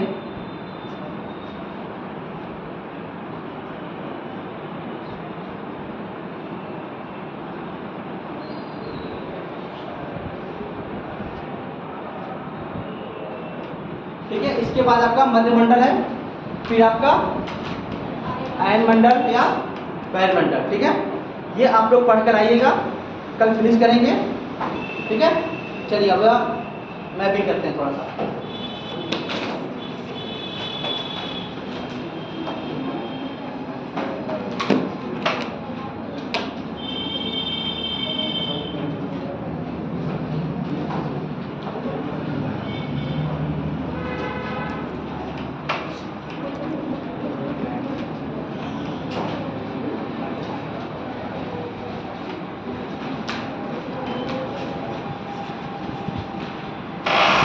ठीक है, दक्षिण अफ्रीका पढ़ा रहे थे हम।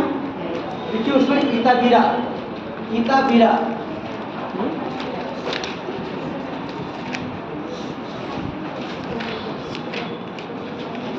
इताबीरा ये शहर है एक दक्षिण अफ्रीका का, जगह का नाम है। यहाँ पर लौह यश के भंडार है। इताबीरा, इताबीरा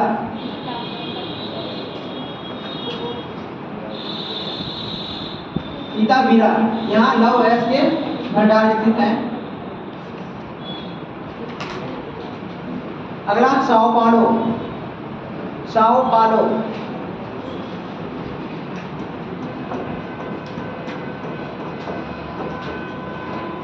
साओ पालो, साओ पालो देखिए बैक में दिखेगा साओ पालो, कहाँ है सर?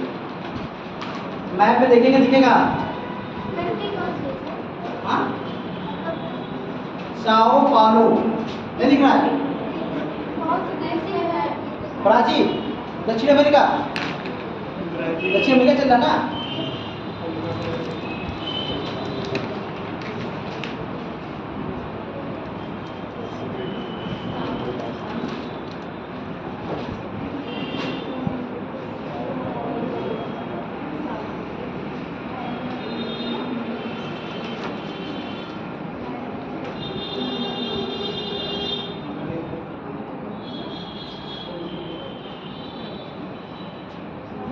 साओ पालो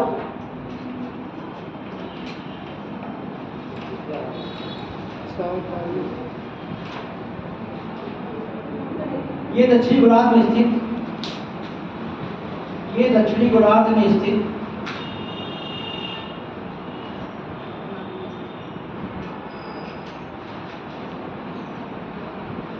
सबसे बड़ा नगरीय समूह है। ये दक्षिण गोलार्ध में स्थित सबसे बड़ा नगरीय समूह है।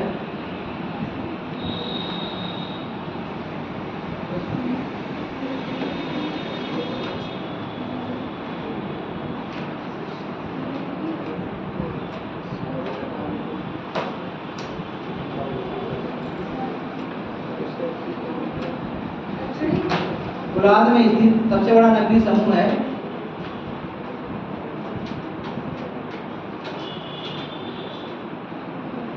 कॉफी व्यापार एवं मीट पैकिंग, कॉफी व्यापार, कॉफी व्यापार एवं मीट पैकिंग का सर्वाधिक महत्वपूर्ण केंद्र है।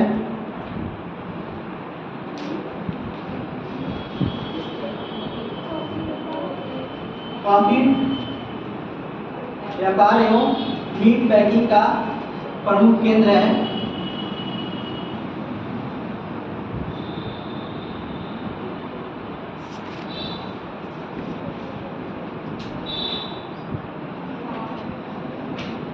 कहवा के बागानों को खजेंदा कहते हैं। कहवा के बागानों को खजेंदा कहते हैं। पूछा गया है।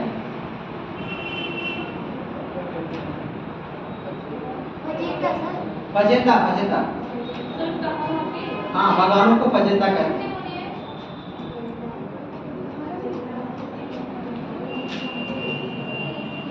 फजेंदा कहते हैं।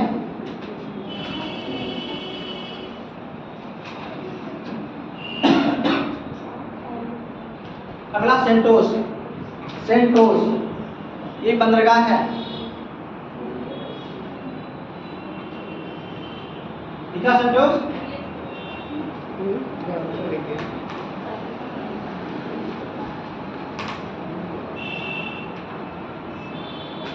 साओ पालो का वह बंदरगाह, साओ पालो का बाहरी बंदरगाह, साओ पालो का बाहरी बंदरगाह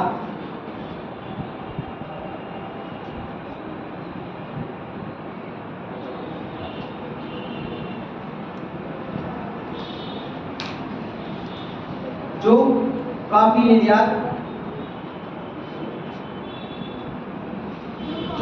निर्यात का प्रमुख बंदरगाह है। कॉफी, कॉफी को क्या कहते हैं हिंदी में?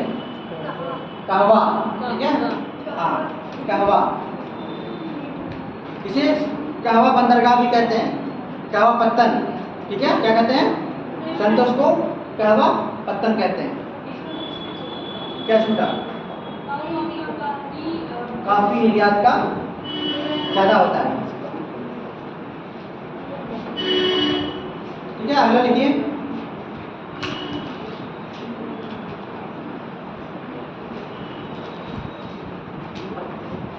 Rio de Janeiro, Rio de Janeiro दिख रहा है आपको? रियो डी जेनेरो दिख रहा है?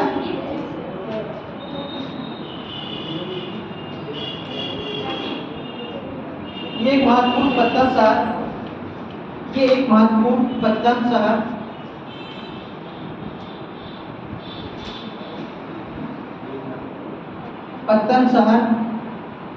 जो आसपास के बंदरगाहों को सुविधा प्रदान करता है, जो आसपास के बंदरगाहों को सुविधा प्रदान करता है, आसपास के बंदरगाहों को सुविधा प्रदान करता है।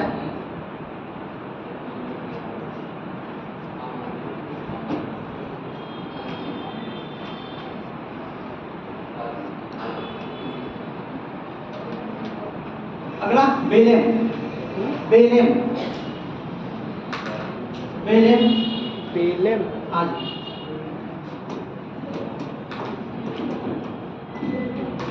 बेलेम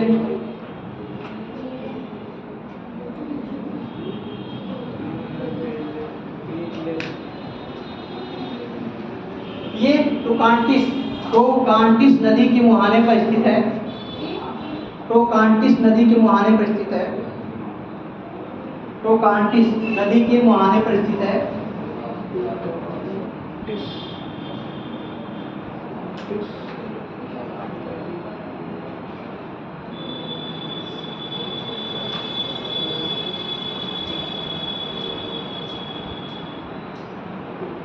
कोकोआ एवं रबर, कोकोआ एवं रबर, कोकोआ एवं रबर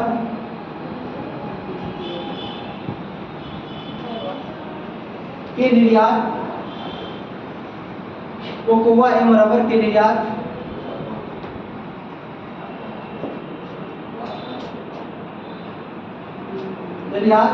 का एक प्रमुख बंदरगाह शहर है।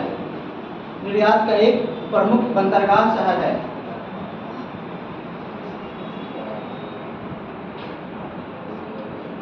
काराजास बंदर सर बंदरगाह शहर है।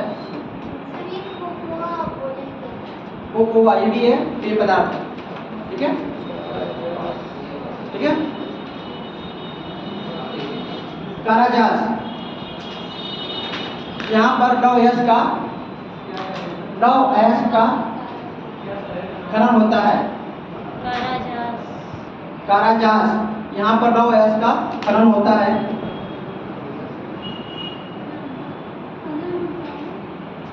लौ एस का खनन होता है। ये ब्राजील का एक फेमस मतलब प्रसिद्ध शहर है। ठीक है, कल फिर आपको क्या देखना है, जो मैंने लेयर वाइज बताया है, ठीक है, वो कर लेना है। अभी जो बचा है कल हम पूछेंगे, जो मैंने लिखाया है उसके बारे में हम पूछेंगे कल। ठीक है, अब सबको जवाब देना है। इसके बाद अफ्रीका महाद्वीप का कोस्टल वाला एरिया का जितने देश हैं वो आपको क्या करना है, विद कैपिटल मतलब राजधानी सहित याद करना है। कितना होगा मतलब कहाँ पर है? अच्छा ठीक है, चलिए छोड़िए, कंफ्यूजन हो रहा है तब मतलब पूरब या पश्चिम का। ठीक है, कोस्टल एरिया या आपका पूरब या पश्चिम का। ठीक है, पश्चिम का देख लीजिए। ठीक है, चलिए पूरब का देखिए। ठीक है, सूडान से लेकर मिस्र से लेकर आपको दक्षिण अफ्रीका तक। ठीक है, कल खिलाना विद कैपिटल। ठीक है, चलिए, और झील भी देख लीजिएगा साथ में।